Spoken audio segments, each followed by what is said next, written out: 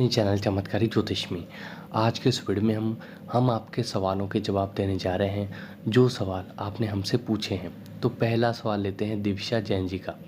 इनका जो सवाल है स्टडी को लेकर है, क्या मेरी पढ़ाई पूरी हो पाएगी या मेरी जॉब कब लगेगी। तो इनकी लगन है दोस्तों मिथुन और राशि है मेष।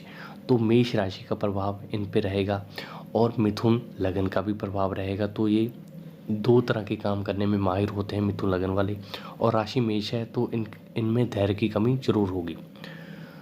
तो इनका जो सवाल है वो स्टडी को लेकर, क्या मैं अच्छी स्टडी कर पाऊंगी। तो चलते हैं इनके पंचम भाव की ओर। और लगनपति इनके हैं बुध, वो है पंचम भाव में बैठे हैं। तो स्टडी के लिए तो अच्छा है, वो भी शुक्र के साथ में बैठे हुए हैं तुला राशि में, सूर्य और शुक्र के साथ। और वीक पॉइंट है इनका जो सूर्य पंचम भाव में नीच होकर बैठेंगे। वैसे तो शुक्र भी साथ में बैठे हैं तो नीच भंग राजयोग का निर्माण हो रहा है। और नवम भाव जिससे हम हायर स्टडी देखते हैं तो उसका स्वामी शनि जो कि सप्तम भाव में बैठे हैं। तो इनकी जो प्रोग्रेस है तो मैरिज के बाद ज़्यादा प्रोग्रेस होगी। तो शादी में इनकी अड़चन आ रही है।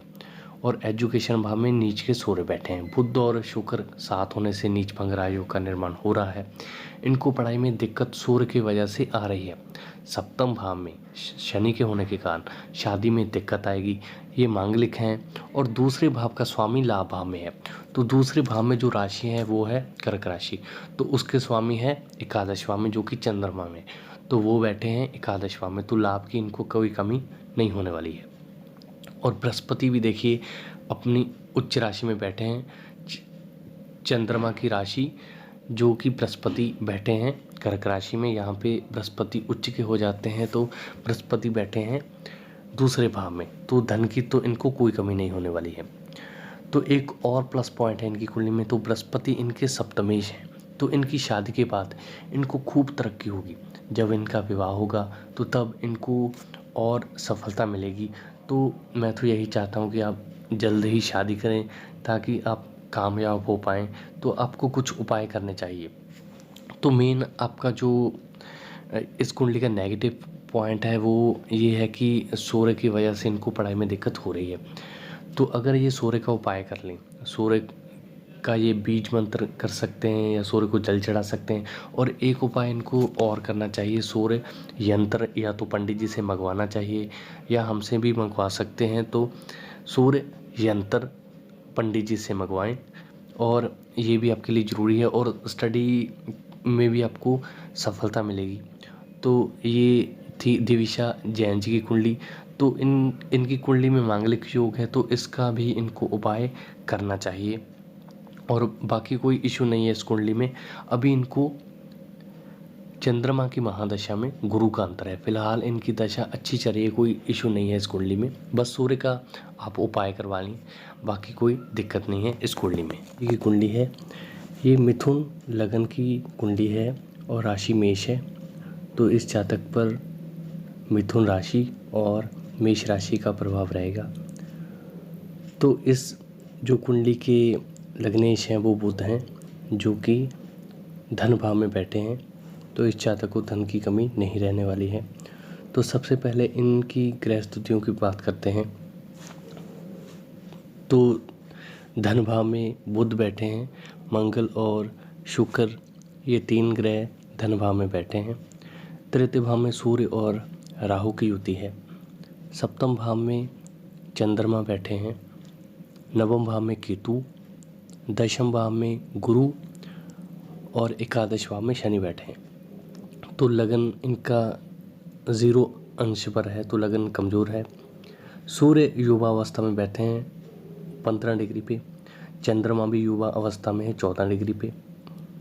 मंगल युवा अवस्था में है 13 डिग्री पे। बुध 27 डिग्री पे चले गए हैं तो बाल अवस्था में चले गए ये। गुरु भी युवा अवस्था में है। शुक्र थोड़े कमज़ोर दिख रहे हैं और शनि भी कुमार अवस्था में है। तो इस कुंडली में जो योग है वो है धन योग और इस जातक को धन की कमी नहीं रहने वाली है। जो दुर्योग है वो है ग्रहण योग और काल सर्प योग।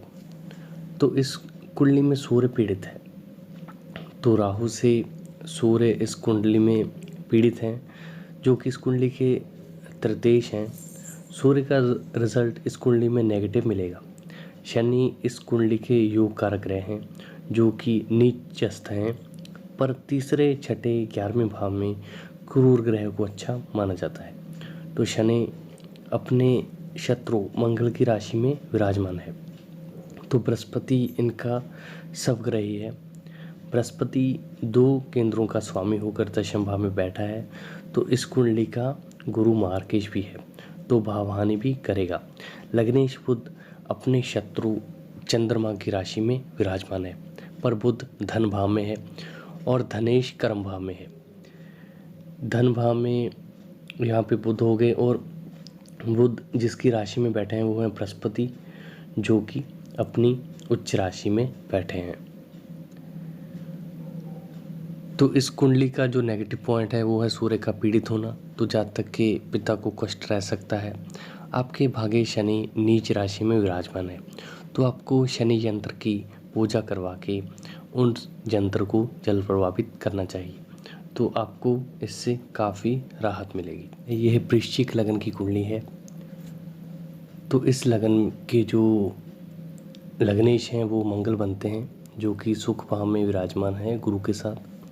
शनि लगन में ही बैठे हैं। सूर्य और बुध की युति दूसरे भाव में है। मंगल और गुरु सुख भाव में बैठे हैं।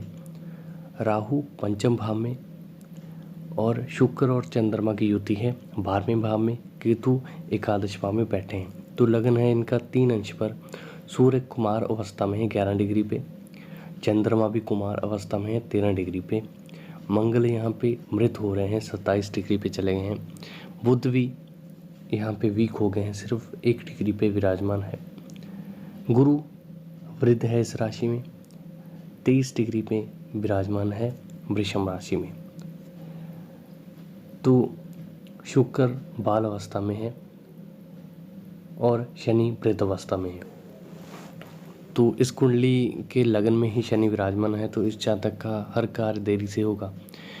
जातक चाहे कितनी भी कोशिश कर ले, उसका दिन, उसका काम जो 10 दिनों में होना है वो 30 दिनों में होगा। तो इस कुंडली के योग कारक ग्रह हैं वो मंगल, बृहस्पति और चंद्रमा होते हैं। तो लग्नेश यहाँ पे मंगल हैं, जो कि सुख भाव में आपको भूमि, भवन और वाहन का भरपूर सुख दिलाएंगे।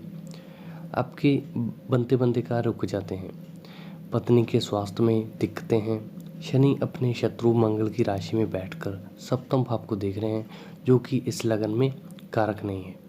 तो आपको शनि का उपाय जरूर करना चाहिए।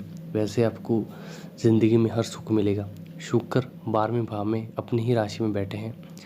यहाँ पे सभी ग्रह निर्बल हो जाते हैं, पर शुक्र सिर्फ ऐसे ग्रह हैं जो कि 12वें भाव में भी अच्छा फल देते हैं।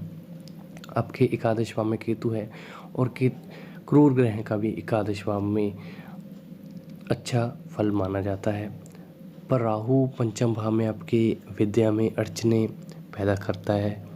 आपकी पढ़ाई में दिक्कतें पैदा होती हैं, और आपको वाणी दोष भी है। सूर्य और बुध का बुध आदित्य योग आपके दूसरे भाव में बन रहा है, लेकिन आपकी वाणी में कड़वाहट होगी। वैसे तो आपको ज़िंदगी में हर सुख मिलेगा, और इस आप हो सकता है एक से अधिक आपके घर हों और भूमि, भवन, आपके पास अच्छी गाड़ी हो, लेकिन दाम्पत्य जीवन के लिए ये कुंडली थोड़ी वीक है। तो आपको इन चीज़ों का ख्याल रखना है।